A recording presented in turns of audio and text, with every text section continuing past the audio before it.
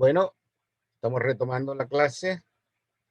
Esta es la parte 2 de la clase de Ecología Humana del día lunes 10 de mayo. Son las 6:10. Dijimos que íbamos a comenzar a las 6:15. Así que voy a esperar que se reincorporen algunos estudiantes.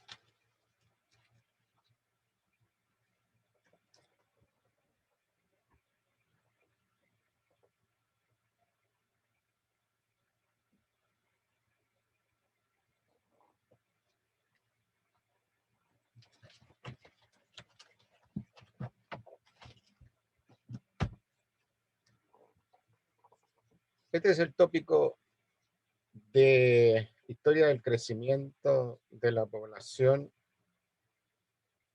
y la regulación de la población humana.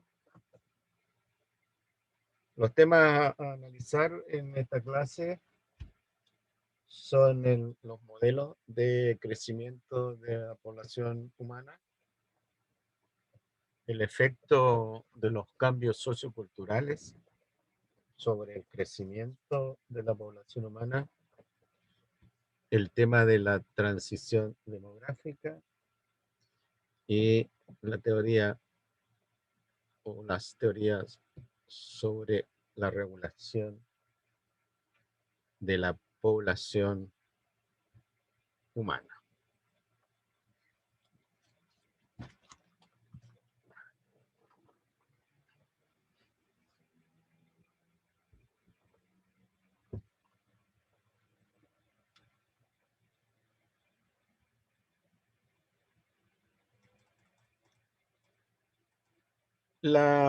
Existen dos modelos básicos de crecimiento de la población humana.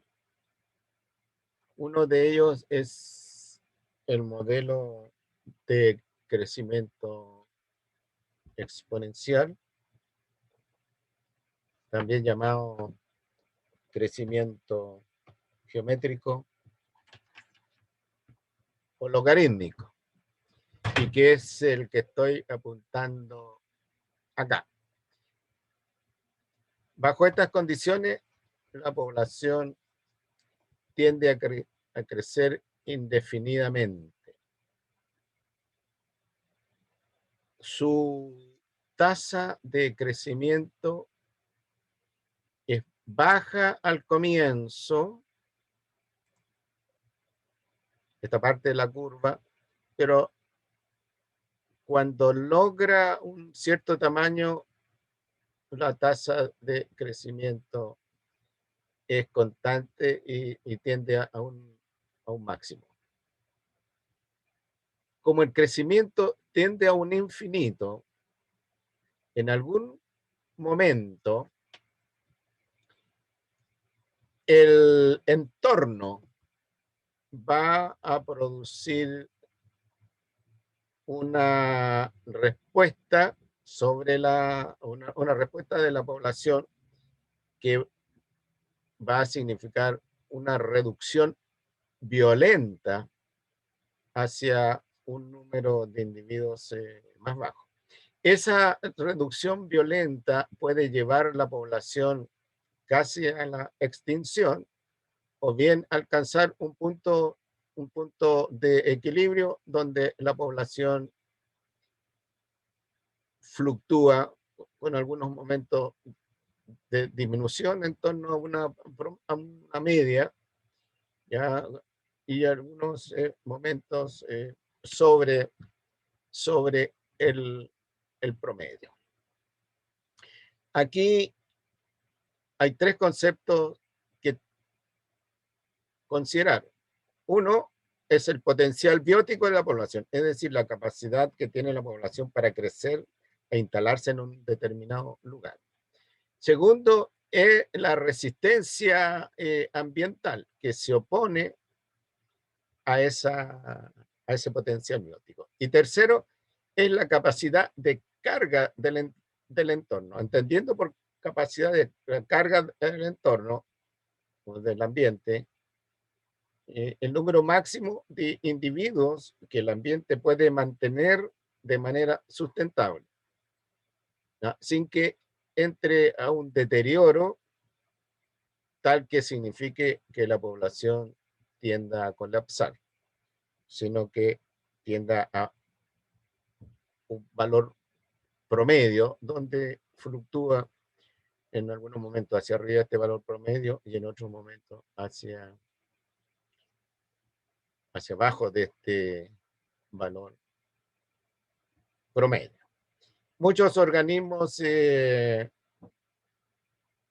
crecen siguiendo este modelo. Por ejemplo, el crecimiento típico de las bacterias, las bacterias que están afectando un determinado ser humano, digamos, ¿no? Llegan, ¿no es cierto?, invaden la enfermedad infectocontagiosa, invaden los tejidos, los órganos de este ser humano y rápidamente se empiezan a reproducir. Hasta que puede que se produzca un colapso, es decir, el ser humano muere.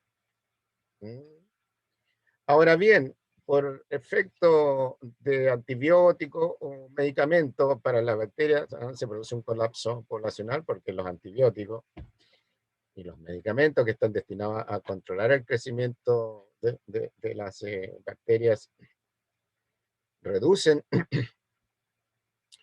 reducen la velocidad de crecimiento, ¿no es cierto?, formando parte de la resistencia ambiental. Pero esto no es una resistencia ambiental natural, sino que una resistencia ambiental provista por el medicamento.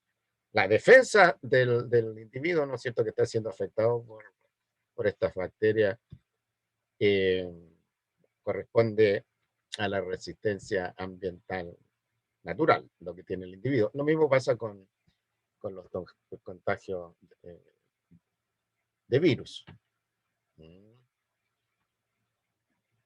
Y los insectos también, sobre todo los insectos plagas, también tienen, cuando los periodos son favorables, tienden a crecer indefinidamente hacia un punto máximo, y después cuando las condiciones del medio ambiente cambian, o sea, cambia la disponibilidad de alimentos, cambia la disponibilidad de refugios, o cambian los factores físicos del ambiente, de la temperatura, por ejemplo, empieza a subir demasiado o empieza a bajar demasiado, ya, tienden hacia abajo, ya, alcanzando un platón, como el que se muestra en la figura, o bien yéndose a un colapso que tiende a una población con cero individuos.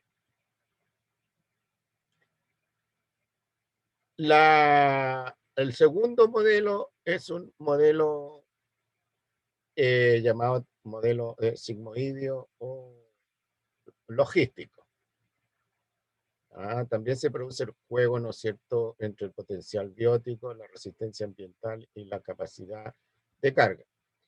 El crecimiento sigmoideo o logístico tiene una parte muy parecida, la parte inicial muy parecida al crecimiento exponencial, pero a medida que se va acercando al plató definido por la capacidad de carga del ambiente, empieza a disminuir su tasa de crecimiento, su velocidad de crecimiento. Es lo mismo que cuando nosotros vamos en un vehículo y nos vamos acercando a una curva que es peligrosa y aparecen entonces las señales que se disminuye la velocidad, qué sé yo, curva peligrosa a tantos kilómetros y así sucesivamente, y uno empieza entonces a disminuir la velocidad hasta que llega, ¿no es cierto?, al punto en que comienza la curva y uno la toma adecuadamente.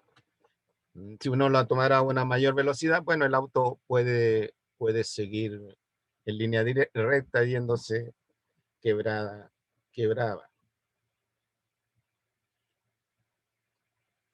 Las ecuaciones que definen estos dos modelos de crecimiento son las ecuaciones exponencial, ¿no es cierto? Ya se ha expresado en su versión aritmética o en su versión logarítmica. En el caso del logaritmo, la pendiente se hace una recta por ser que corresponde a la tasa de crecimiento por, por, por ser constante.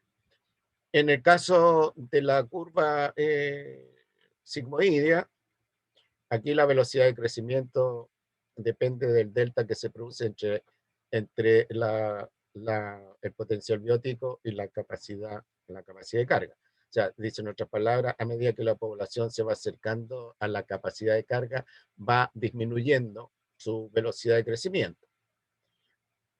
O bien, cuando la población está creciendo, está muy lejos de la capacidad de carga, bueno, la velocidad de crecimiento de esa población tiende a ser, aunque no necesariamente, tiende a ser exponencial.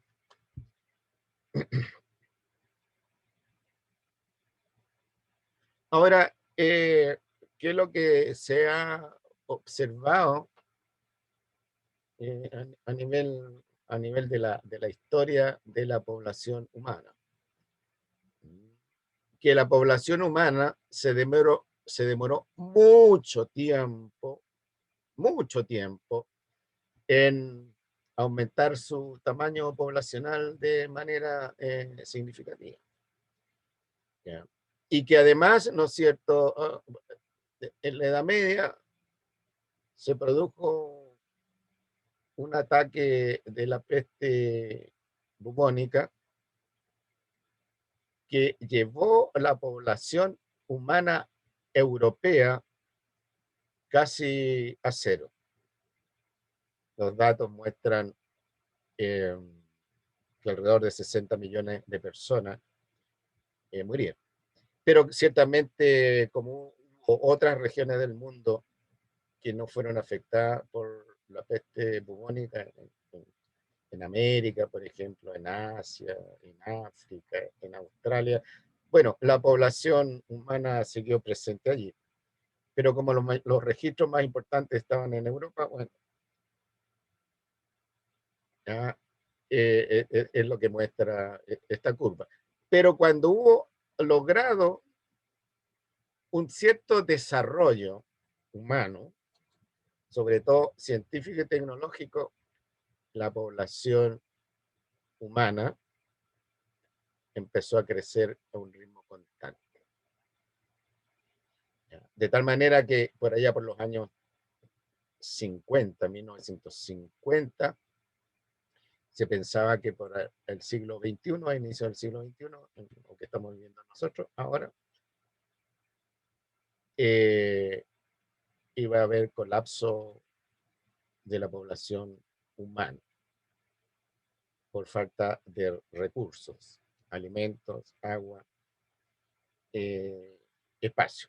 De tal manera que estamos en una encrucijada y no se sabe exactamente si en el futuro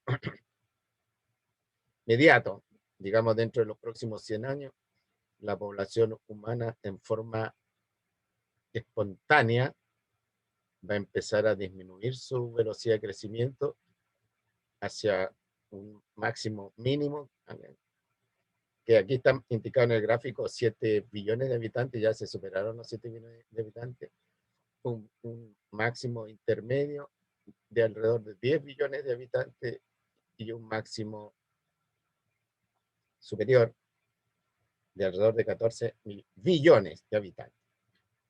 Se estima que la capacidad de carga de la Tierra completa es alrededor de 14 billones de habitantes humanos.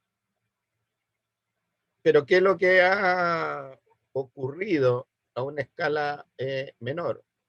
Que la población humana, como muestra este gráfico, que la población humana tiende a crecer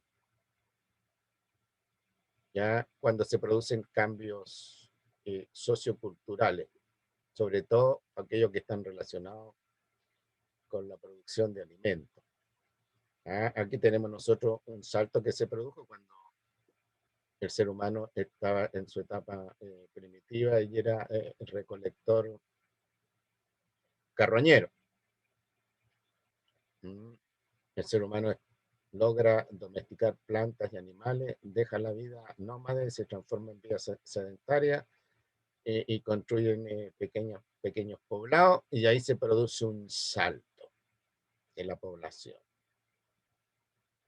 Y este salto, ¿no es cierto?, duró bastantes años en un estado relativamente equilibrado. La población no crecía ni decrecía muy marcadamente, hasta que se produce otro avance científico-tecnológico, ya, lo cual implicó eh, el desarrollo industrial, por un lado, y la revolución científica, por otro. En el caso de la revolución industrial, el reemplazo de las máquinas, es el reemplazo del ser humano como fuerza de trabajo por las máquinas, la liberación de la energía de los registros de los combustibles fósiles, por ejemplo. Y ahí nos pegamos un salto y estamos enfrentados a una nueva tendencia, un nuevo salto, que tiene que ver, ¿no es cierto?, con saltos científicos tecnológicos relacionados a la producción de alimentos, y a la comprensión de las enfermedades y al tratamiento de las distintas enfermedades.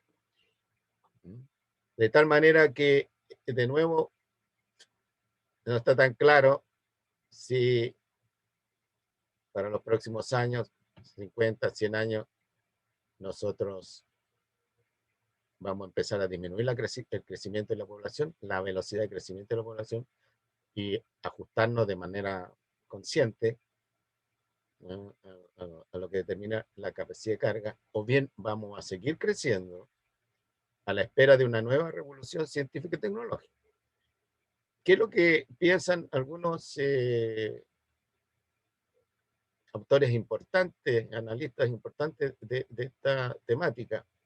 Que ya estamos llegando a la cota máxima de la capacidad de carga de la Tierra, de tal manera que tienen que aparecer eh, inventos o desarrollos científico-tecnológicos muy significativos, ¿ya?, para seguir creciendo y lograr un plató. Otros piensan que hay más posibilidades, ¿no es cierto?, de, si la población sigue creciendo más allá de los 14 billones de habitantes, en algún momento se produzca un colapso violento de la población humana. Entonces, una de las grandes preocupaciones es qué es lo que puede producir un colapso violento de la población humana. La teoría ecológica dice que los colapsos poblacionales de animales distintos al ser humano se producen por falta de alimento, falta de espacio y propagación de enfermedades infecto-contagiosas, aumento de interacciones antagónicas, aumento de la competencia. Eso es lo que dice la teoría ecológica con fundamento biológico, digamos, lo que se observa en insectos, lo que se observa sobre todo en ratón, etcétera, de estudios experimentales. Ahora, el caso del ser humano, la especie humana, ¿no es cierto? Sabemos que es una especie que tiene ciertas peculiaridades, no está completamente claro, pero obviamente hay un conjunto de personas que está monitoreando la situación. Ahora veamos nosotros algún ejemplo de evolución del tiempo tomado en agregar un nuevo millar de millones a la población humana. Un nuevo millar de billones. O sea, ¿ya? Por ejemplo, para pasar del primer billón, para lograr el primer billón, la, la, la población humana, mejor dicho, la especie humana se tomó 2 millones de años. Para lograr el segundo billón, se demoró 130 años. Fíjense ustedes el salto que significa de 2 millones de años, del primero al segundo. Para lograr el tercer billón, la población humana se demoró 30 años. Para el cuarto billón, 15 años. Para el quinto billón, 12 años. Para el sexto billón, 10 años. Para el séptimo billón, 9 años. Ya hemos superado, ¿no es cierto?, ligeramente los 7 billones de habitantes. Vamos derecho a los 10 billones de habitantes. Ahora, ¿cuáles son las tendencias de crecimiento de la población humana mundial?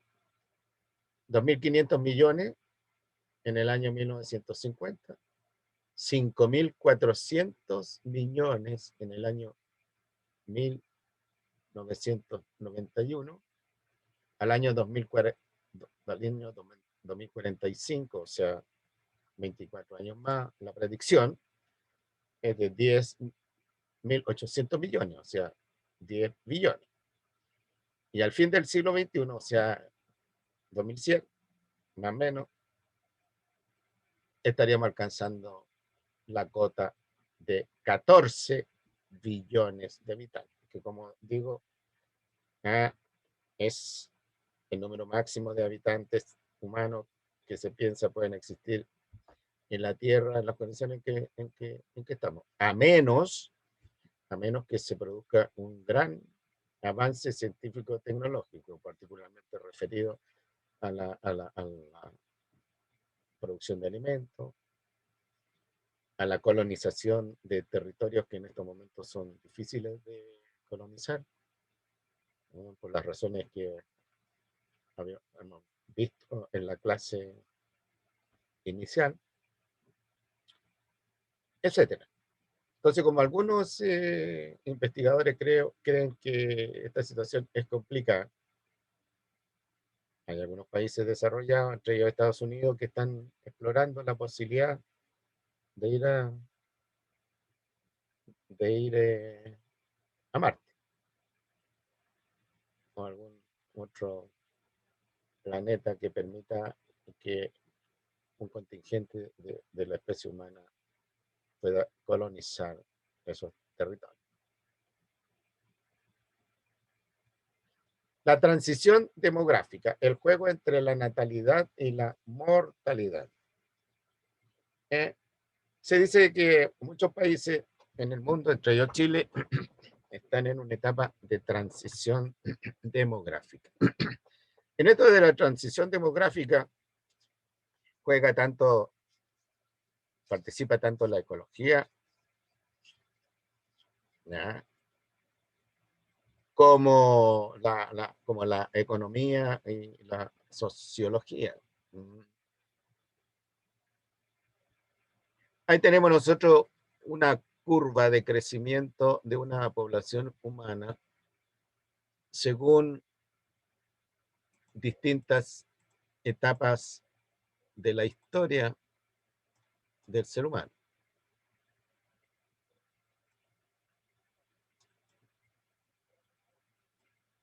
Entonces tenemos nosotros estas bandas de colores amarillo, ¿no es cierto?, amarillo pálido, amarillo más intenso, amarillo pálido, representan distintos momentos de la historia de la población humana. Esta línea que ven ustedes de verde corresponde a la curva de crecimiento poblacional, que en este caso es una curva sigmoidea. Entonces, en la etapa preindustrial, pre-revolución industrial, cuando el hombre ya era, proveía la fuerza laboral, ah, el que cargaba, el que empujaba, etc. La preindustrial. ¿Ya? La roja es la tasa de natalidad. La azul es la tasa de mortalidad. Entonces, en la etapa preindustrial había un juego entre la natalidad y la mortalidad, donde se tendían a anularse mutuamente. Consecuencia de eso, la población crecía lentamente, porque la especie humana tiene un potencial biótico fuerte.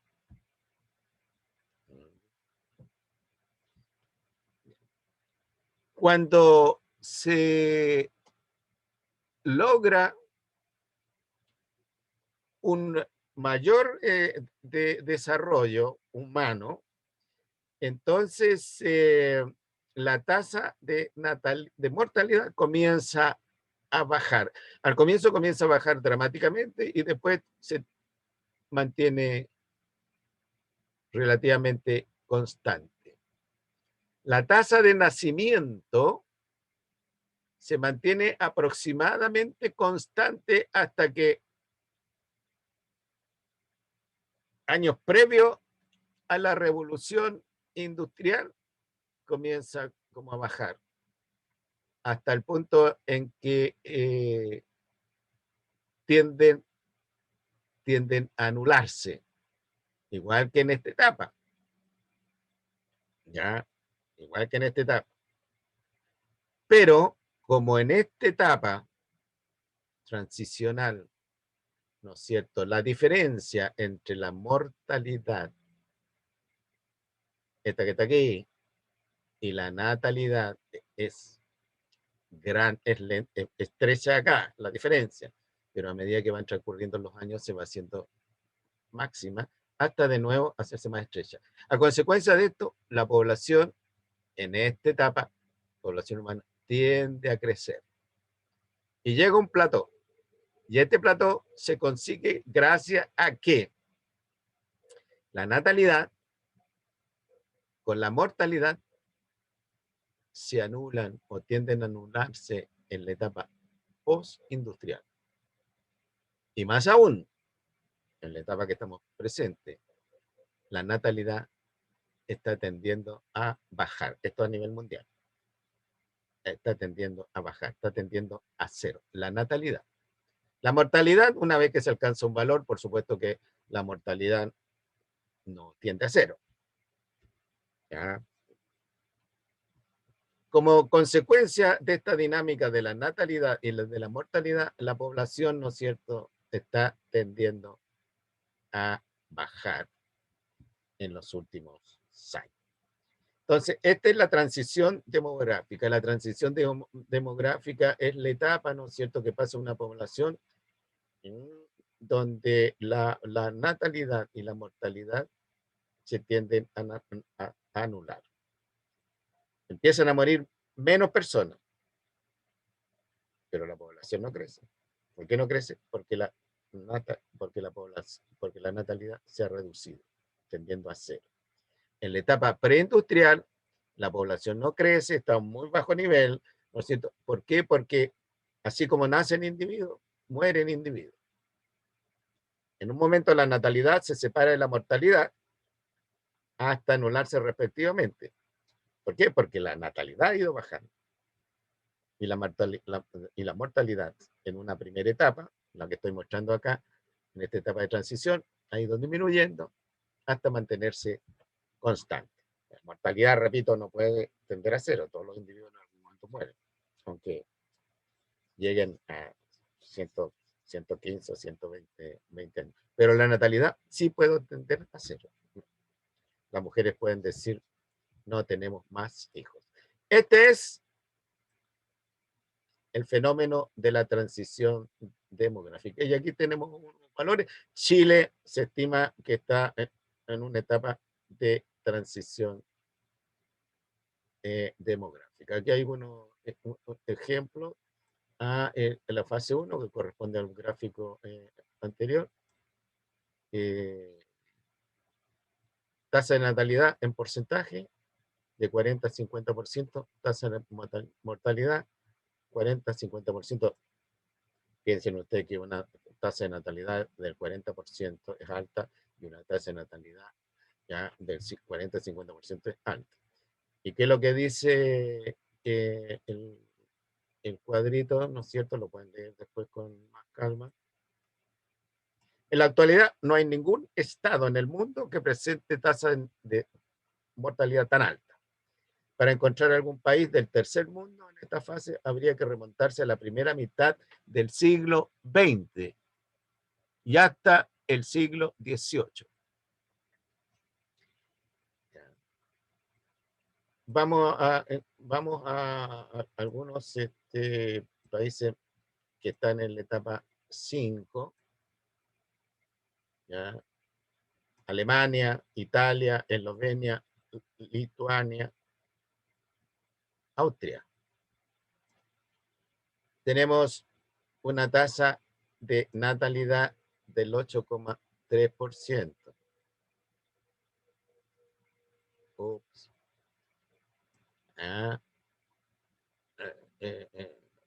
veamos. Alemania, una tasa de natalidad del 8,8%, una tasa de mortalidad del 10,6%.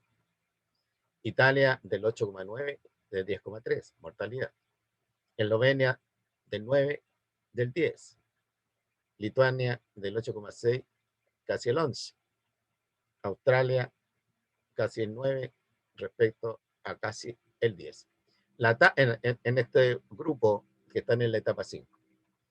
La tasa de natalidad sigue experimentando un bajón hasta el punto que se sitúa por debajo de la tasa de mortalidad, con lo cual el crecimiento demográfico es negativo. Se pierden. Veamos la fase 4. La fase 4. La fase 5 es la fase más avanzada de la transición demográfica hacia una estabilidad de la población. El Reino Unido, 10,8, 10,18. Aunque hay una ligera diferencia a favor de la natalidad. Noruega, 12 contra 9, también una ligera diferencia. España, 10,10, 9,6. Japón, 9,45, 8,8. O sea, lo que quiere decir, ¿no es cierto?, que aquí en este grupo de países, en la fase 4, la natalidad es ligeramente superior a la mortalidad. Que es lo que dice el parrafito de acá. La tasa de natalidad y la tasa de mortalidad se reducen hasta llegar a valores muy parecidos, por lo cual se produce un crecimiento insignificante o incluso un estancamiento, como en el caso de Suecia. Esto es entonces el fenómeno de la transición demográfica. Mecanismos naturales o socioculturales de regulación de la población humana. Recuerden que en el caso de las poblaciones naturales, bueno, son mecanismos naturales, ya los principales. Ahora, si son especies de importancia para el ser humano, ya sea porque significan recursos o ya sea porque son plagas, bueno, hay mecanismos naturales del control de la población, pero no necesariamente regulación. Ya cuando yo aplico un insecticida, estoy controlando la población, pero no estoy regulando. ¿Qué es lo que implica la regulación? ¿Cuál es la diferencia entre control de la población y regulación de la población? Que en el caso del control de la población, hay factores que reducen la población aumentando la mortalidad. Y en el caso de la regulación de la población, hay procesos de retroalimentación negativa. ¿Ya? Que regulan, no la controlan el tamaño de la población, no la regulan, no la controlan en el sentido de un insecticida o de un veneno. Entonces, los procesos de regulación de la población son procesos que recurren a mecanismos de retroalimentación negativa. Ahora, si fuera retroalimentación positiva, bueno, la población seguiría creciendo en forma indefinida o la población seguiría disminuyendo en forma indefinida. Pero aquí entonces hay un juego de que cuando la población está muy chica, tiende a crecer. Cuando la población está muy grande, tiende a disminuir. ¿Ya? En el caso del control, bueno, cuando la población es tan grande, aplicamos un insecticida y mueren todos los que tienen que morir, digamos. ¿Ya? Es una muerte casi absoluta, ¿ya? Una fracción casi absoluta de la población. En cambio, en el caso de la regulación, son fracciones que dependen del proceso de retroalimentación negativa. ¿Cuál es el gran problema que te plantea las teorías sobre la regulación natural de las poblaciones? ¿Ya? Que obedecen a mecanismos biológicos. Y los mecanismos biológicos no son necesariamente sutiles. Entonces, una hambruna puede significar una gran mortandad de personas. Una epidemia no controlada, como ocurrió en la Edad Media, puede producir una gran mortandad de personas. Afortunadamente, en el tiempo presente que nos ha tocado vivir, bueno, el desarrollo científico y tecnológico, bueno, el tema de las vacunas, el tema de los tratamientos médicos, bueno, ha reducido los factores de mortalidad, o ha reducido la intensidad de los factores de mortalidad. Recuerden que el país completo comenzó a respirar más tranquilo cuando ya nos llegaron las vacunas. Confiamos en ciencia y tecnología ciegamente. Ahí tienen ustedes un cuadro, ¿cierto?, que se hizo del efecto que causó la peste negra en el año, en la postrimería de la Edad Media. Invito a que lo vean ustedes con detenimiento, porque el cuadro es dramático. Bueno, respecto del crecimiento de la población, aparentemente la población ha tomado un curso sigmoideo de crecimiento, ¿ya? Pero más que debido a procesos naturales, el control de la población, entiéndase falta de alimento, entiéndase falta de espacio, ya entiéndase eh,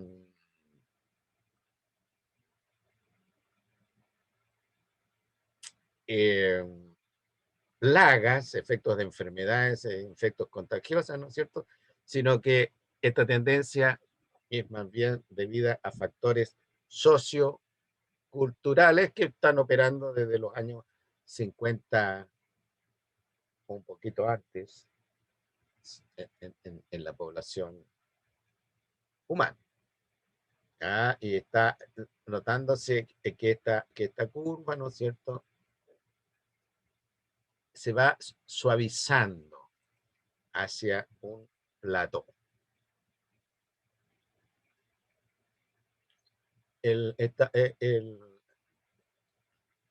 Lo que muestra el gráfico de barras, este histograma, es el porcentaje de incremento. El porcentaje de incremento.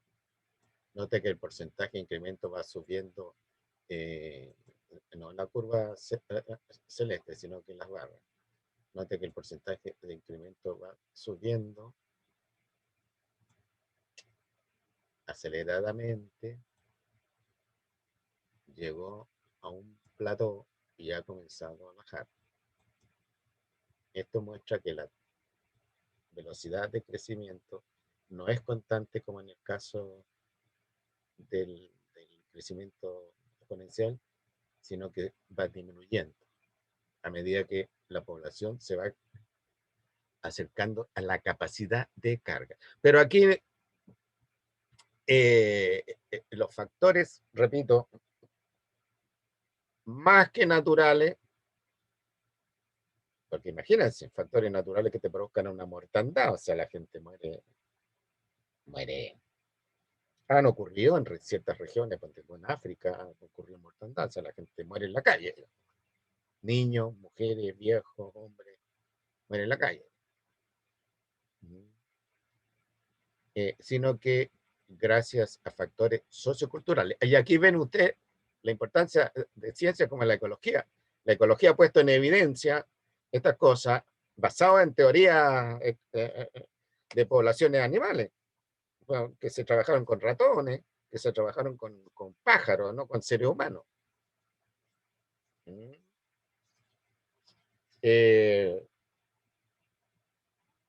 Y esos hallazgos ya generalizados se han proyectado hacia cualquier población animal, incluyendo al ser humano. Entonces, las teorías modernas dicen que el control de las poblaciones animales están regidas por mecanismos de retroalimentación. Ahora, estos mecanismos de retroalimentación pueden fallar por interferencia humana.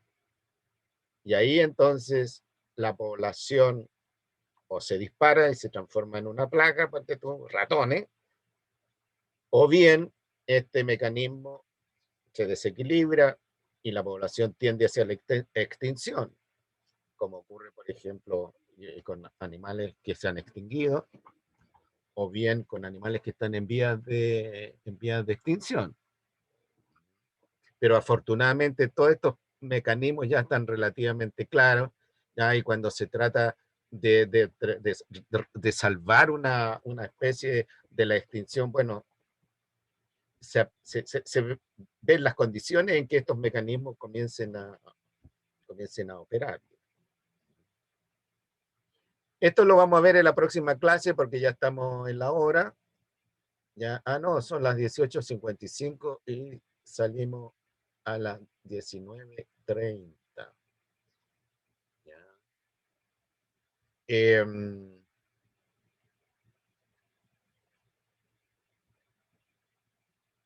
entonces, ahí tienen ustedes un modelo. Esto se llama un modelo en 8, ¿ya?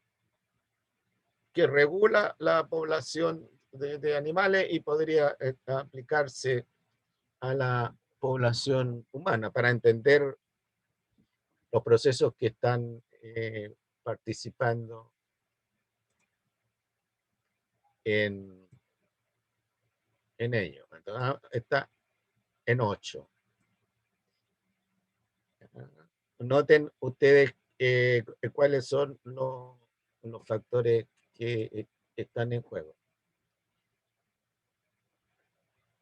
Aumento de la reproducción o de la sobrevivencia de los individuos. Disminución del grado de tensión ambiental. Disminución de la densidad social. Disminución de la densidad de la población.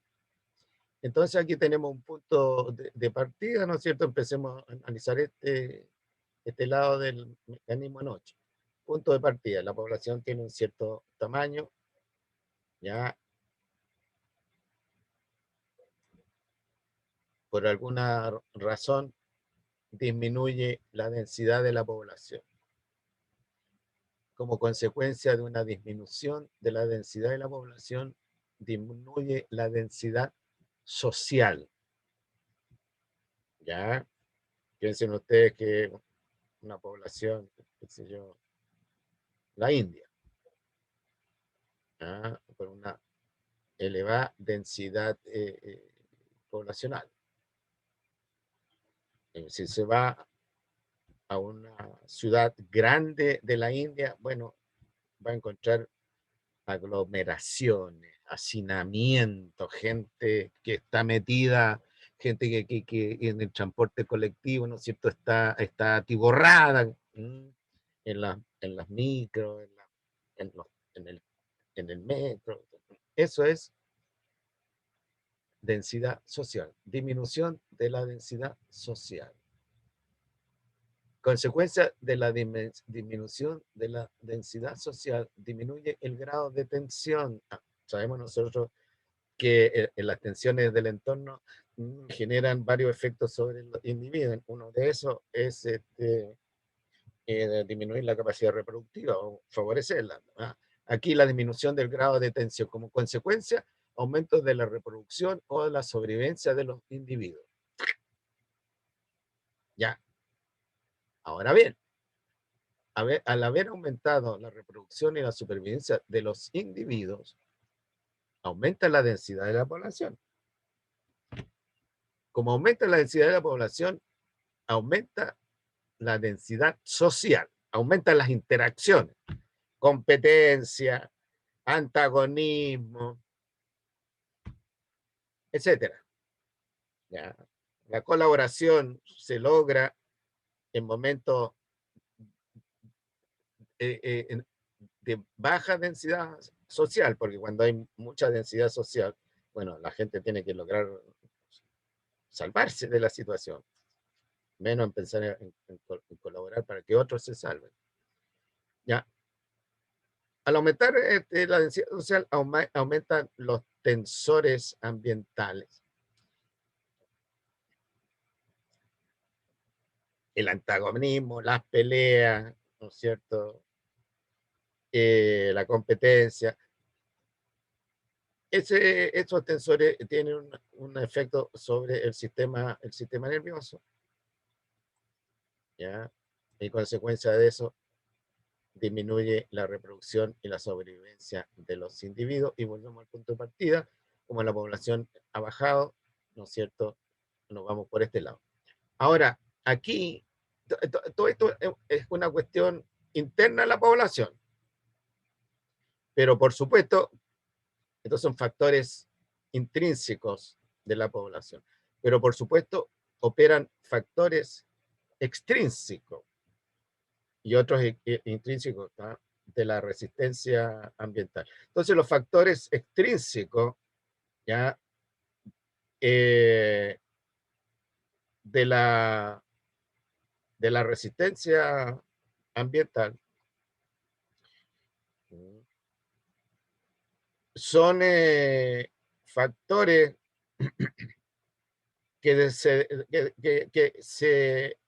son factores que desencadenan, caso humano, convulsión social, alguna revuelta, ¿no es cierto? Estos estallidos sociales. Fíjense que en Colombia murió bastante gente. En estos momentos en Israel y los palestinos también están en problemas serios. Entonces esos son factores extrínsecos. Y otros intrínsecos que no hemos visto acá, y pueden ser, por ejemplo, conflictos territoriales. Nosotros tantos conflictos territoriales con los países limítrofes no tenemos, pero en otras partes del mundo los conflictos limítrofes están a la orden, están a la orden del día. También cuestiones de disputas religiosas, disputas políticas, etcétera. Las guerras religiosas dicen que son una de las más cruentas que hay. Eh, los católicos versus los evangélicos en las guerras, los católicos versus los protestantes en las guerras religiosas de épocas pasadas. Terrible. Entonces, este es un modelo en 8 que muestra cómo podría estar regulada la población humana y la importancia de la densidad, la importancia de los recursos y la importancia de los tensores, ambientales. Ahora bien, uno se pudiera preguntar, bueno, a dónde va el mundo, ¿ya? Con 7 billones de habitantes y subiendo. Y con una comunicación instantánea, de tal manera que usted en su casa puede ver ya de manera instantánea una guerra, ¿no es cierto? Eh, en otra parte del mundo, como los desórdenes que estamos viendo en Colombia y los desórdenes que estamos viendo en Israel con Palestina. ¿Y en qué medida eso pone la gente que está, por ejemplo, en Chile, lo pone tenso? Entonces algunos piensan que la sociedad ha llegado a un estado de inestabilidad y eso ha generado problemas de salud mental. Ya piense que esto de las tensiones, que se yo, grado de tensiones, afecta la salud mental. Chile, por ejemplo, es uno de los países con severos problemas de salud mental. Ya, eh, la depresión es una cuestión que está a la orden del día. ¿Ya? Y el consumo de antidepresivos aquí en Chile es bastante elevado para la población, el tamaño de la población. Entonces, esta forma parte también una de las problemáticas del mundo moderno. Y cómo el ser humano, ya sea un habitante de Chile o un habitante de otra parte del mundo, va a tener que desarrollar la estrategia, ¿no es cierto?, para manejarse en un mundo que está siendo cada vez más conflictuado, más complicado. Agrégale a eso el cambio climático global, la escasez de agua en algunas partes, ¿ya? Etcétera. Y aquí de nuevo se supone que el ser humano dispone de un mecanismo estratégico que es la educación. Hoy, recién estaba escuchando en la radio yo que alguien se quejaba que no tenían, que la generación de ustedes, ¿no? Y bueno, la mía también, no ha tenido una formación en economía y por lo tanto la gente gasta más de lo que consume y vive endeudado nomás. El sobregiro, ¿no? Y estimulado, ¿no es cierto?, por una forma de vida muy superficial, muy aparatosa, muy demostrarse a la gente, a los vecinos, a sus compañeros de trabajo. Entonces hay una serie de necesidades que la gente te busca satisfacer, pero que significa endeudarse, que hay algunos que viven endeudados permanentemente. Entonces, ya el vehículo, dicen, para desarrollar estas cosas de manera formal, de manera dirigida, de manera sistemática, ya es la educación. Y cuando la educación no está respondiendo a estas demandas, dicen la educación es mala. Y ahí estamos en un tira y afloja. Ahora,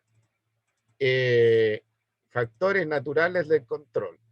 Algunos son factores densos dependientes y otros son factores denso independientes. Ustedes ya saben que un factor denso dependiente es un factor cuyo efecto, a ver, es un factor, la densidad del cual depende de la densidad. Entonces el alimento, el efecto de la escasez del alimento ya es más severo cuando la población es grande que cuando la población es pequeña. Y denso independiente, donde el efecto del factor es independiente de la densidad de la población. ¿Ya? Hay un caso particular, ¿no es cierto?, de los terremotos, que en principio los terremotos son denso independientes, porque a más población, el terremoto no va a ser más intenso. Pero sin embargo, el efecto del terremoto, no la intensidad del terremoto, la intensidad del terremoto no depende del tamaño de la población, pero el efecto de la densidad el efecto de la densidad de población, el efecto de la intensidad del terremoto ya está relacionado con la densidad de la población. sobre todo si la población vive en ambientes hacinadas, en construcciones de mala calidad. Entonces, en el caso de un mecanismo denso dependiente, ¿ya? La densidad de la población tiene un efecto sobre eh, eh, la intensidad del factor y la intensidad del factor tiene un efecto sobre la densidad de la población. O sea, ahí hay una retroalimentación. ¿Cuáles son los efectos naturales, o sea, los factores naturales que controlan la población de un animal? Ratón, por ejemplo. Disponibilidad de alimentos y otros recursos básicos, por ejemplo, espacio, cuevas donde esconderse. Entonces, cuando hay escasez de alimentos, los ratones tienden a disminuir su densidad, empiezan a morir. En invierno, por ejemplo. Ya piensen ustedes los ratones del Ártico, que cuando viene el invierno ya los animales no tienen que comer y se terminan muriendo, o bien ya se van escondiendo bajo el suelo en galerías. El efecto de las enfermedades infecto-contagiosas. Enfermedades virales, enfermedades bacterianas, enfermedades fúngicas, parásitos. Enfermedades carenciales, entendiendo por enfermedades carenciales, ¿no es cierto?, aquellas referidas a la falta de nutrientes adecuados, calcio, por ejemplo, las vitaminas, proteínas, etc. Enfermedades emergentes, ¿ya? Y aquí nosotros tenemos un claro ejemplo del COVID, que lo vamos a analizar, ¿no es cierto?, al final del curso. El rol que pueden tener las enfermedades emergentes sobre el control de la población humana. Y los eventos naturales, entiéndanse, en el caso nuestro, terremotos, sequía, tsunamis, desprendimiento de suelos, aludes, avalanchas, etc. Caso de los recursos. Vean ustedes que aquí tenemos una sociedad, un grupo familiar que vive, ¿no es cierto?, en un entorno que le provee alimentos en calidad suficiente y en cantidad y calidad suficiente. Vean que esta gente está rodeada de alimentos.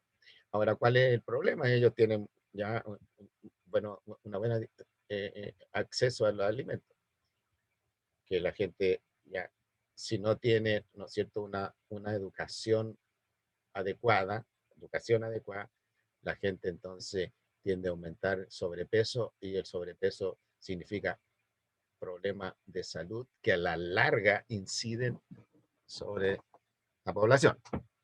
Y aquí tenemos nosotros ya un supermercado en Japón, donde toda la gente está comprando insumos, ya una sociedad consumista, algunos de los cuales son alimentos. Aquí hay una adecuada provisión de alimentos en términos de cantidad y en términos de calidad. ¿Qué es lo que le significa, qué es lo que está significando para estas dos poblaciones? Ya, consumo excesivo, tendencia a la gordura, tendencia al agotamiento de los recursos, tendencia a la carestía de los recursos. Y aquí tenemos nosotros dos niños africanos en los estados que se encuentran. Ese niño se está muriendo ya por falta de recursos y enfermedades. Y en situaciones como esta, las enfermedades le llegan a por muchachos, sobre todo parásitos. Y este niño, ya dentro de poco, va a morir. Entonces pueden ustedes contrastar ambas situaciones. El tema de los recursos, Hay una clasificación que dice que hay recursos perpetuos, recursos naturales perpetuos. Dentro de estos perpetuos está la radiación solar y aquella que deriva de la radiación solar, los vientos, las mareas y el agua, el agua que corre, los ríos, ¿no es cierto? Eh, que van de cordillera abajo. Los recursos no renovables, ya, que son aquellos recursos que se gastan con el uso. Están los combustibles fósiles, los recursos, los minerales metálicos como el cobre y los minerales no metálicos como los fosfatos que se usan como fertilizantes. Estos recursos son perpetuos, duran indefinidamente. Bueno, si bien el Sol cada vez que manda su radiación se agota, pero todavía al Sol le quedan varios miles de millones de años. Estos recursos naturales tienen periodos fijos de vida. Por ejemplo, en el caso del cobre, ¿ya? Eh, se ha estimado que para los próximos 100 años Chile va a empezar a tener problemas con el cobre. Piensen ustedes que nosotros somos uno de los países principales exportadores de cobre, sino el país exportador de cobre, ¿ya? Y somos apenas 18 millones de personas. No todos trabajan en el cobre. En estos momentos estamos en un superciclo del cobre. El cobre, la libra de cobre procesado, vean ustedes que la libra son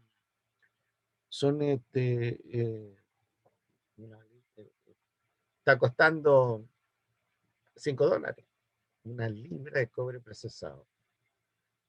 ¿Ya? Y las libras son 500 gramos. Afortunadamente los chinos no están comprando cobre como desesperados. ¿No?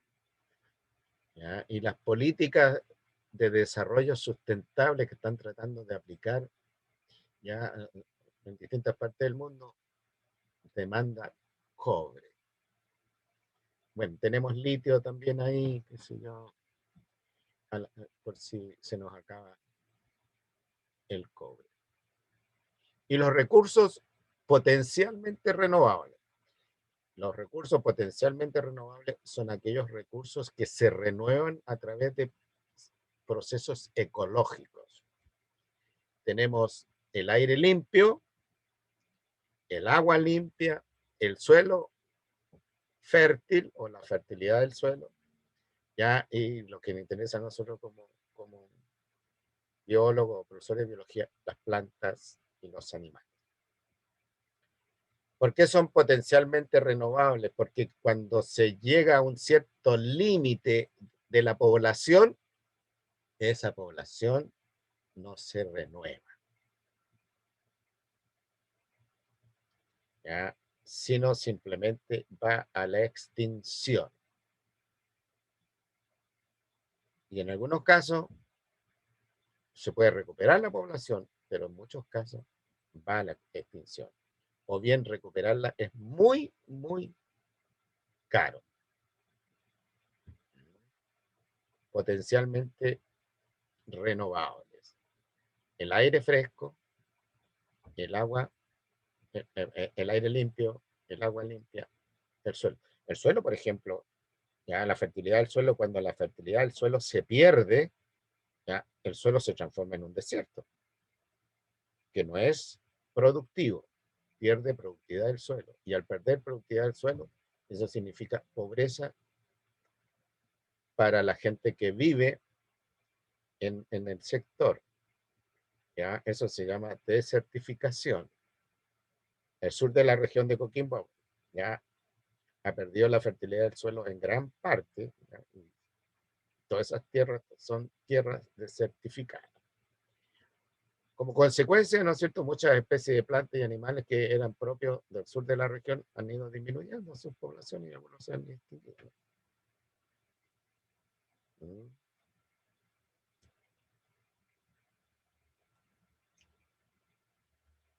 Ahora, los efectos ambientales de los estilos de vida de la población. Hay básicamente dos estilos de vida de la población humana. Un estilo de vida que está representado aquí por una familia india, ya donde hay mucha gente, una sobre densidad, y ellos por persona usan pocos recursos, y la mayoría de esos recursos son recursos naturales eh, no procesados. ¿Cuál es el efecto ya de ese estilo de vida de esa población? ¿Ya? Que los recursos naturales, por ejemplo, la flora y la fauna, el suelo, se tienden a degradar rápidamente.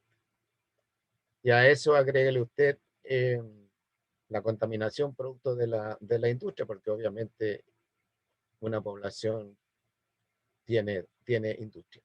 Y estos efectos son efectos multiplicativos. La población es alta, el consumo por persona es pequeño, el impacto es pequeño, pero como la población es grande, el impacto final es grande, representado entonces por deforestación, desertificación, deterioro de los recursos, ¿ya? Contaminación del aire, contaminación del agua, contaminación del suelo y pobreza. Después tenemos nosotros una población pequeña, pero que hace un gran uso de los recursos. Y aquí no solo son recursos no procesados, sino que mayoritariamente son recursos procesados. Como estos son pequeños, pero hacen un gran uso de los recursos, ya el impacto, ¿no es cierto?, se traduce en contaminación del aire, porque hay más industria, contaminación del suelo, contaminación del agua, contaminación por anhídrido carbónico y contaminación por acumulación de desechos de productos procesados, desechos de todo tipo. Como esto tiene un efecto multiplicador, al final ya el impacto de esa población en términos de tamaño es muy parecido, pero son distintos. Aquí hay deterioro del agua, del aire, deterioro del suelo, pérdida de la fauna y flora, vida silvestre, pero también aquí hay acumulación de desechos, contaminación por acumulación de desechos. Entonces, ¿qué es lo que están planteando muchos filósofos, ecólogos teóricos, políticos, el Papa entre medio, que se tiene que cambiar la aproximación? Se tiene que buscar un punto que sea más amigable con el medio ambiente. Pues esto, ¿no es cierto?, los tienen que educar ya de tal manera que ellos desarrollen estrategias de un trato más amigable, pero desde la perspectiva de cómo ellos usan el recurso, o la naturaleza, o el ecosistema, ¿ya? Y esto es también educarlos y cambiar las políticas, ¿no es cierto?, tendientes, ¿no es cierto?, que ellos reduzcan, ¿no es cierto?, el consumo de recursos, busquen una forma de vida menos basada en recursos, en bienes procesados, ¿no es cierto?, que las necesidades axiológicas no sean tan comparadas y que se satisfagan las necesidades existenciales de una manera amigable. Bueno, esto lo están llamando desarrollo sustentable. Ya. Y dicho sea de paso, ustedes van a tener que enseñar los principios del desarrollo sustentable en enseñanza media.